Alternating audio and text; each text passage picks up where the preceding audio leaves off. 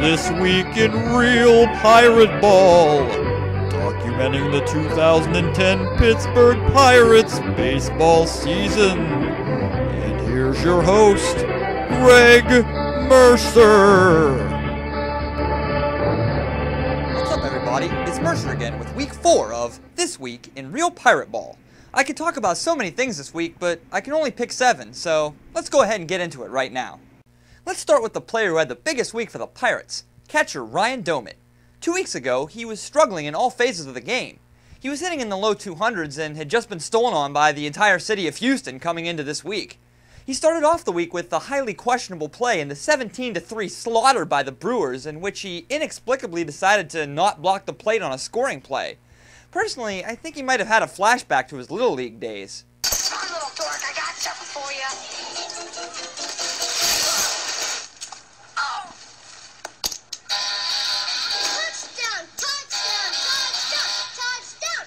Anyway, after that fielding debacle, Ryan went on a tear at the plate, hitting .444 with 2 home runs during a 10-game hitting streak. Even if his last name were Molina, he'd still be terrible defensively, but he's a serviceable player who provides switch-hitting power at a relatively weak hitting position. If he can at least appear to make strides behind the dish and remain hot at the plate, he'll be a great trade candidate in a few months. After another annihilation loss at the hands of the Brewers on Monday, the Pirates broke through and won the other 2 games of the series, snapping a 22-game losing streak at Miller Park. The Pirates once again came back in the 9th inning in both games, scoring 5 runs in the 9th against Trevor Hoffman on Tuesday and getting a pinch hit home run by Ryan Doumit to send Wednesday's game into extra innings, which the Pirates eventually won. The Pirates got good starts from both Paul Maholm and Jeff Karstens, and the Pirates got 2 putouts at home plate on Wednesday to keep them in the game. So far this year, the Pirates are winning almost all of the close games. It goes to show you that when the Pirates can get competent starting pitching and make good defensive plays behind them, the team's actually pretty competitive. Andy LaRoche had a great series against the Brewers as well, going 7 for 15 with 1 home run. He was driving the ball really well and basically wore out a path between the hole at shortstop and the left field grass. He also played well defensively, which is why Delwyn Young or anybody else should not be playing third base. The only problem I see with Andy is that he's never going to be a big power threat. He seems to either swing completely level or even put topspin on the ball, which is great for line drives, but not so much for home runs. His bat and glove would play great at second base, especially after Pedro Alvarez gets called up. As Freddie Sanchez showed in Pittsburgh, you don't have to hit for power playing at second. You just need to hit for a high average and have a good glove, both of which Andy LaRoche could possibly provide. Let's talk about Jeff Clement. You know, I thought we got rid of Adam LaRoche last year. Well, guess what? He's back in another guy's body. By the way, the real Adam LaRoche is currently killing the ball in Arizona. That figures. Anyway, Clement's hitting right around 200 right now, which is really no big surprise to me. You can see why Neil Huntington liked him though, because he does have a very powerful bat. He has 3 home runs already this year, along with several 425-foot foul balls. You have to assume that some of these drives will fall in for him over the course of the year. He hasn't been awful defensively, but he did make his first error of the year on Friday against the Dodgers. You know, every year I make these weird nicknames for the players on the Pirates. Jeff Clement's no exception. Not that I was looking, but have you ever seen Jeff Clement's pectoral muscles? I mean, they're bulging out of his shirt. It almost looks like he's wearing a chest girdle or something out there. Anyway, I'm pretty sure I figured out my name for Clement. Late on Saturday night before the game with the Dodgers, a somewhat troubling story broke about Pirates right fielder Garrett Jones. Apparently he was getting something to eat after the game against the Dodgers on Friday when the food he ate would not go up or down his esophagus correctly, causing him to take a trip to the hospital. He was treated for swelling in his throat and he didn't play in the game that night. John Russell said that he should be okay going forward, which is a relief to the power-starved Pirates. After several calls, texts, and emails sent out to my extensive Pirates sources, I was able to obtain an exclusive copy of the x-ray of Garrett Jones' esophagus taken at the hospital. Take a look. Hey Ross, are you taking notes? That's what I'm talking about.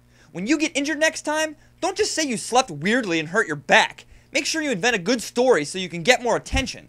Turning to more serious injury news, the Pirates found out on Friday that Kevin Hart may miss the rest of the season as he might have to undergo surgery to repair a torn labrum in his throwing shoulder. As usual with baseball players, he didn't let anyone know that his arm didn't feel right through all of spring training and the start of the season until the whole thing went kaboom. He got the diagnosis from Dr. Patrick DeMeo, the doctor you may hear from ad nauseum on commercials during pirate radio broadcasts. Hart wants a second opinion, so he's going to go see noted orthopedic surgeon Dr. James Andrews, and you know what that means for Hart's arm. Hasta la vista, baby. If he has surgery, his season is done, and frankly, at 27 years old, his career might be done too. It may take a year and a half for him to be able to throw again. Hart's another in the long line of Pirates pitchers who've messed up their arms while on this team. It's almost like a game show. Kevin Hart, come on down! You're the next contestant on Your Arm is Foobar! The Pirates played 4 games in Los Angeles this week. Let's go to the chalkboard and highlight some of the major stories. The Pirates got their first shutout of the year on Thursday. Brian Burris, of all people, put together a decent outing, and the Pirates made 2 runs in the first inning hold up for the victory. Closing out the game was Evan Meek, who continues to demolish hitters this year. You know, if I were John Russell, I'd let Meek close all the games right now. What does this team have to lose other than having Octavio Dotel whine for a little while? On Friday, Charlie Morton didn't pitch terribly, but he still got charged with 6 runs, 3 of which were earned, and another loss. The defense really failed him, making 2 errors in 1 inning with both of those runners scoring on a 3-run homer.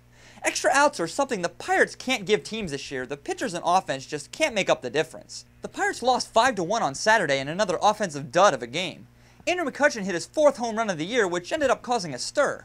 Apparently, the Dodgers felt that he showed them up while rounding second base, so the next time up, McCutchen almost had his head taken off by Ramon Ortiz. For whatever reason, Zach Duke was not told to retaliate, so Jack Tashner had to do it even later in the game, which brought about some tense moments in the dugouts. We saw another awful game on Sunday afternoon as the Pirates were once again abused by Andre Ethier, who hit 2 home runs, and the Pirates just made way too many mistakes out in the field. We found out before the game that Brendan Donnelly might be headed to the disabled list. Lastings Millage fell on his shoulder awkwardly trying to make a diving catch, and Andrew McCutchen twisted his ankle trying to beat out a grounder at first base. He was taken out of the game in the 6th inning, probably as a precautionary measure. Needless to say, I don't think the Pirates love LA right now, and they'll be glad to be done playing against the Dodgers for the rest of the year. You know, there's one good thing about the Pirates getting destroyed in almost every Sunday game. It gives me a chance to get this video finished before the day is over. So let's go ahead and give you my Bet Against the Pirates update for week number 4. The Pirates went 3-4 this week, and I went 4-3 on my bets. I made 2 moneyline bets, both of which I won, and 5 run-line bets, but I only won 2 of those. Unfortunately, I was too much of a wuss to bet the runs every game, so my profit wasn't very good. I only made $5.15 this week, which brings my grand total to $7.26. Generally, teams lose about 20 games by 1 run every year, which is why I've been making a bunch of moneyline bets. I'm just too cautious when betting because I know the averages should catch up to the Pirates at some point, but this offense is pretty crappy, especially on the road. It might be time for me to bet the runs anytime they play on the road, regardless of who's pitching. What do I think about the Pirates this week? Well, it's painfully obvious that this team's offense is quite poor. They've scored 3 runs or less in 11 of their last 13 games. The Pirates should be thanking their lucky stars to even be a 10-15 team right now, as they've been outscored by 89 runs this season. Although the Pirates starters were much improved over the course of this week's games, it's really hard to win when the offense is not contributing. The team had quite a few defensive gaffes as well. The biggest story going into next week are the injury concerns. If Andrew McCutchen's ankle starts to bother him, this team will be greatly affected both offensively and defensively. Now it's time to head back home for 3 games against the Cubs, who have won 3 straight, and 3 games against Albert Pujols and the NL-leading St. Louis Cardinals. The Pirates definitely play better at home, so let's hope they put in some solid games this week to avoid going back into the cellar in the Central. Well, that about does it for this week. Make sure you join me next week for another edition of This Week in Real Pirate Ball with me, Greg Mercer. Later.